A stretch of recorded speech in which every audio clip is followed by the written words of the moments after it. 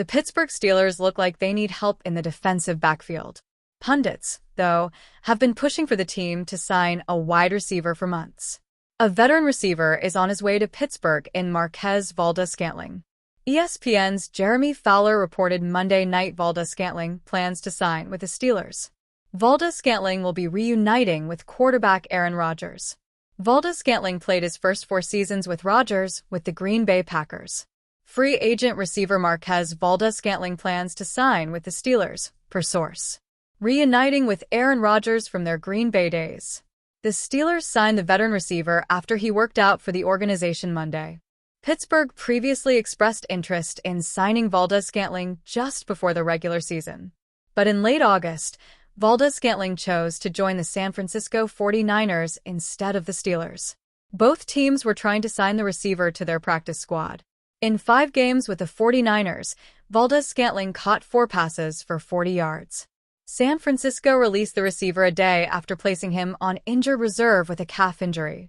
In 59 games over 4 seasons with the Packers, Valdes-Scantling posted 123 catches, 2,153 receiving yards, and 13 touchdowns. He averaged 17.5 yards per reception. Steelers signing W.R. Marquez Valdes-Scantling. Report. It's not yet clear if the Steelers are signing the veteran receiver to their active roster or practice squad. Either one appears to be on the table for Pittsburgh.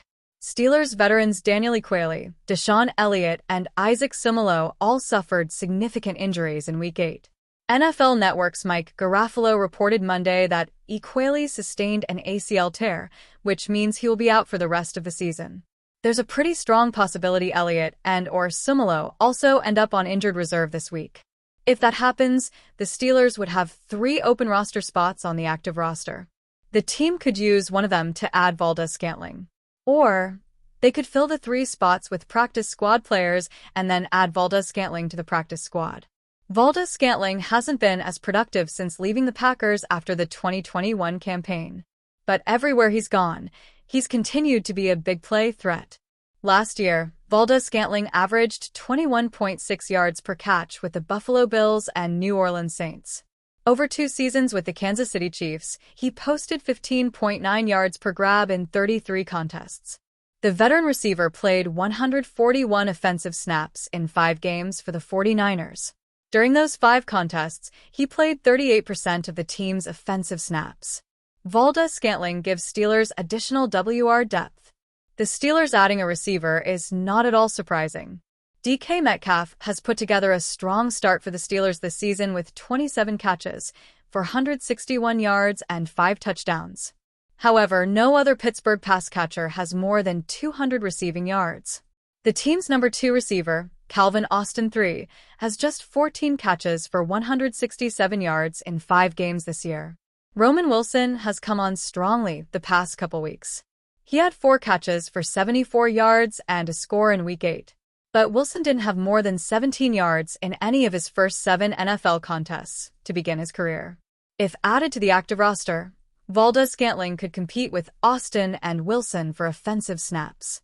The Valdes-Scantling signing could also be an indication that the Steelers will be without Scotty Miller for a longer period of time. Miller, who is the team's number 4 receiver on the depth chart, missed Sunday's contest because of a finger injury. The Pittsburgh Steelers looked the part for the better part of the first half against the Green Bay Packers on Sunday night before being outclassed by Jordan Love and company in the second half. After taking a 16-7 lead into halftime, Pittsburgh faltered in the second half as Green Bay enjoyed a 28-9 advantage en route to a 35-25 victory in prime time. Following the game, head coach Mike Tomlin admitted the Steelers' offense couldn't get it going, especially in the second half. "I thought we got behind the chains, and when you get behind the chains, man, you're not in an advantageous circumstance," Tomlin said. "It's a challenge with their rush and some of the rush people that they have. You got to protect it, you got to go downfield, and that was challenging. The best course of action is to stay on schedule, and we weren't on schedule enough, particularly in the second half." While Aaron Rodgers and the Steelers' offense stalled in the second half of his revenge game, it was the defense that was dealt a brutal blow. Starting defensive back Deshaun Elliott appears to have suffered a significant injury that threatens to end his 2025 season. The Steelers are bracing for safety Deshaun Elliott to miss the rest of the season, per sources. His ACL is intact, and he's working through the nature of the leg injury, so Pittsburgh will hold out hope, but a return is not considered likely at this point, ESPN's Jeremy Fowler reported. Through 8 games, the Steelers are allowing the third most yards per game and already have the worst pass defense in the league, allowing over 273 yards per game, more than 15 yards per game worse than the Dallas Cowboys, who occupy the second worst spot. Pittsburgh will now face off against the number 1 scoring offense in the NFL in the Indianapolis Colts. The Pittsburgh Steelers defense has given up nearly 1,000 yards and 68 points over their last 2 games. They currently rank 30th in total defense, 25th in defensive EPA per play, and 22nd in success rate. So, naturally, Mike Tomlin began his Tuesday press conference by blaming the offense for the Steelers' loss to the Green Bay Packers, saying that settling for field goals was a big problem and led to an inability to play clean. And while he's not wrong in that assessment, beginning the list of issues with the offense that scored 25 points and has averaged 28 points in the team's last 2 losses is everything wrong with Mike Tomlin in a nutshell. Rather than opening by blaming the obvious, the horrid defensive play, he blamed the unit that has kept the Steelers afloat. The unit that ranks 10th in the NFL in EPA per play and 11th in points. That's the big issue in the eyes of Mike Tomlin. When he was asked about the adjustments the Steelers' defense should make, Tomlin brushed it off. "We just gotta keep doing what we're doing and do it better," Tomlin said. When asked about Teryl Austin, he says he's pleased with his work. "I've largely been pleased with his work. But certainly, he and I are not pleased where we are."